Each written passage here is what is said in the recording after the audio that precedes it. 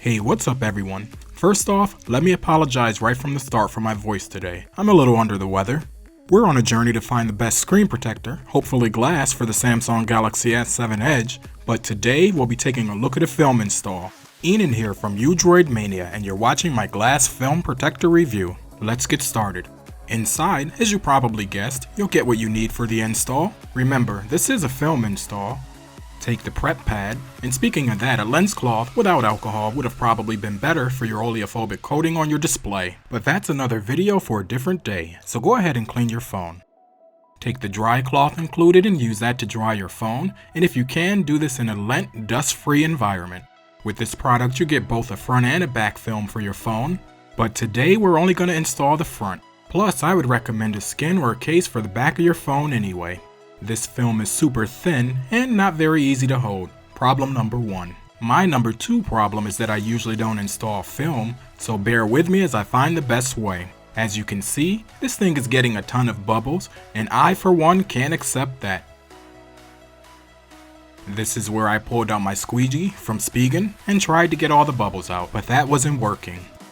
What I couldn't show you in this video, but took me about 15 minutes or so, was that I lifted this film off twice before coming to the conclusion that I needed to go with a D brand type install. If you've never installed a skin on your phone, I'll leave a link down below so that you can go and check it out and see how it's done.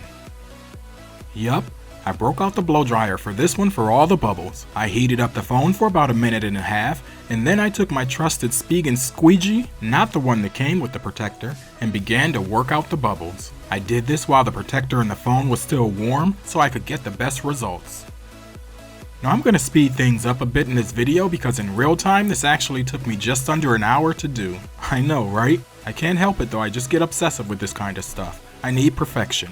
As you can see, the air bubbles finally began to move. Just make sure that if you do this, you're not pressing so hard on the film that you begin to shift it, or worse, tear it. Remember, it's warm, so I suggest taking your time. Now I'll slow things down again, and you can see that the majority of the bubbles are in fact gone.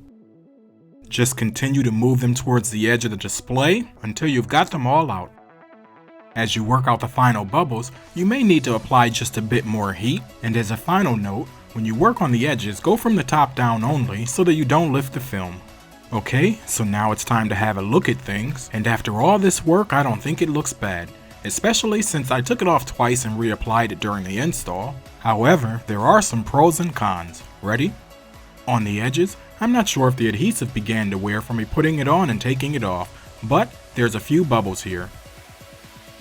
This install is probably the most difficult that I've ever encountered, in total taking about 1.5 hours to complete.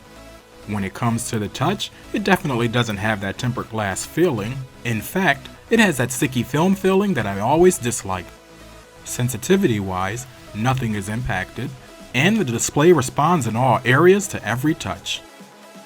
When it comes to cases, for those of you that enjoy a two-piece case like the Spigen Neo Hybrid, you'll be happy to know that those are the types of cases that I would recommend. Because this film wraps around the edges of the display, and it may not be cut precise, it'll lift the film with a one-piece tight-fitting case like the UAG shown here.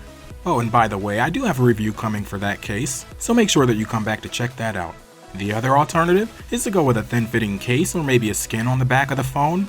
I gotta say though that the best thing about this protector is that they give you two in the pack, so if you totally destroy one during the process, you can try again if you've got the time. If you need some type of protection, I wouldn't completely rule these out. Okay, so there you have it. It took some work, okay, a lot of work, but I finally got it installed. I'm gonna leave this one on until I work on my next tempered glass review for you all. Right now, I'm thinking, if you need some protection and you're willing to put in the work, I would say you could give this a try.